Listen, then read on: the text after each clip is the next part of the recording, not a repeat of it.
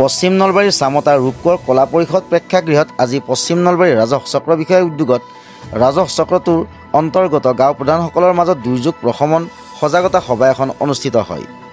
পশ্চিম নলবাৰীৰ ৰাজহ চক্ৰ বিষয়া ডক্টৰ প্ৰিয়ংকা কাশ্যপে আদৰণি ভাষণ প্ৰদান কৰা সজাগতা সভাখনত নলবাৰীৰ আয়ুক্ত বৰ্ণালী ডেকা উপস্থিত থাকি দুৰ্যোগ প্ৰশমন সম্পৰ্কত ৰাজ্যৰ ভিতৰতে পশ্চিম নলবাৰীত প্ৰথম গাঁও প্ৰধানসকলৰ মাজত সজাগতামূলক কাৰ্যসূচী অনুষ্ঠিত কৰা হৈছে বুলি কয়।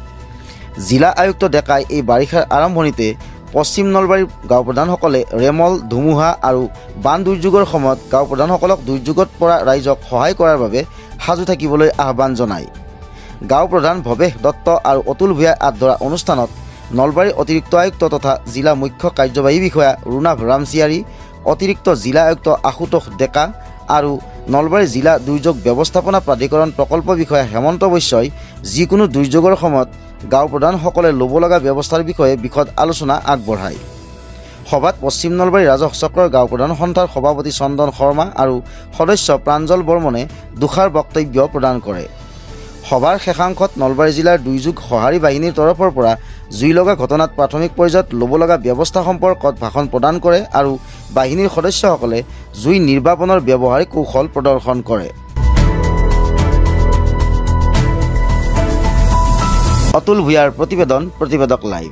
আমি এটা নতুন প্ৰগ্ৰাম কৰিছিলোঁ। আমাৰ গাঁও প্ৰধান এছ'চিয়েশ্যন আছে, চামতাৰ যিসকল গাঁও প্ৰধান আছে আৰু লগতে DDMA ডিষ্ট্ৰিক্ট ডিজাষ্টাৰ মেনেজমেণ্ট অথৰিটিৰ তৰফৰ পৰা যে আমি দেখা যায় যে আজিকালি প্ৰত্যেকটো দুৰ্যোগ ব্যৱস্থাপনাৰ প্ৰত্যেকটো ক্ষেত্ৰতে গাঁও প্ৰধানসকলৰ যথেষ্ট ভূমিকা আছে আৰু ফৰ্মেলি তেখেতসকলৰ লগত ইণ্টাৰেকশ্যন আমাৰ তেনেকৈ হোৱা নাছিলে বা এটা অৰিয়েণ্টেশ্যন যে কি তেখেতসকলৰ জানিব লগা কথা কিখিনি আছে বা তেখেতসকলৰ যিখিনি ক'বলগীয়া আছে গোটেইখিনি আমি গোটেইখিনি বস্তু মিলাই পেলাই ধুনীয়াকৈ এটা প্ৰগ্ৰাম মই দায়িত্ব দিছিলোঁ ইয়াৰে গাঁও প্ৰধানসকলক আৰু তেখেতসকলে ধুনীয়াকৈ আগভাগ লৈ কৰিছে।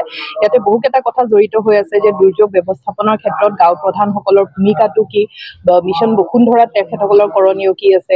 কেতিয়াবা আমাৰ দেখা যায় যে জুইৰ ঘটনা হয়, জুইৰ সময়ত ডেমেজ হ'লে কি তেওঁলোকৰ কৰিবলগীয়া থাকে, ফাৰ্ষ্ট এইড কেনেকৈ দিব পাৰি বা আমাৰ আজি ষ্টেটৰ যিটো SDRF আছে, SDRFৰ লোকসকলো আহিছে।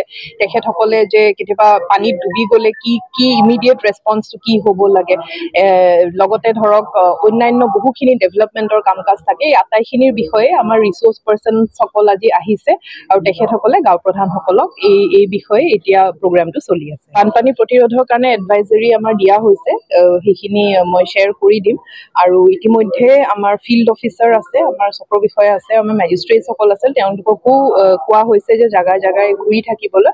আৰু আজিও হয়তো আমাৰ টিমছবিলাক আপোনালোকে দেখিছে যে ষ্টৰ্ম ডেমেজ ক'ৰবাত হৈছে যদি সেই গোটেইখিনি বস্তু তেওঁলোকে বুজ লৈ আছে।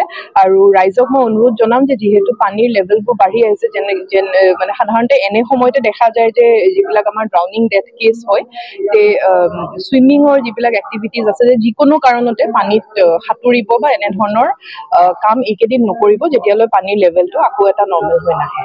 নলবাৰী ৰাজহ চক্ৰত প্ৰথম এনেকুৱা মিটিং হৈছে ডিজাষ্টাৰ মেনেজমেণ্ট আৰু আমাৰ DC বাইদেউৰ গাইডেন্সৰ আণ্ডাৰত হৈছে এইটো মিটিং। আৰু এইটো মেইনলি সজাগতামূলক সভা, আৱেৰনেছ জেনেৰেট কৰিবলৈ, যেতিয়া ধুমুহা, বতাহ, বৰষুণ বা যি ধৰণৰ বেলেগ ধৰণৰ দুৰ্যোগ হয় তেতিয়া কি কৰিব লাগে গাঁও প্ৰধানসকলে যিখিনি সিহঁতৰ দায়িত্ব সেইখিনি পালন কৰিব লাগে কেনেধৰণেৰে চ' ডেট ডেমেজখিনি মিটিগেট কৰিব পাৰি। চ' সেইবাবে আজি এই অনুষ্ঠানটো কৰা হৈছে।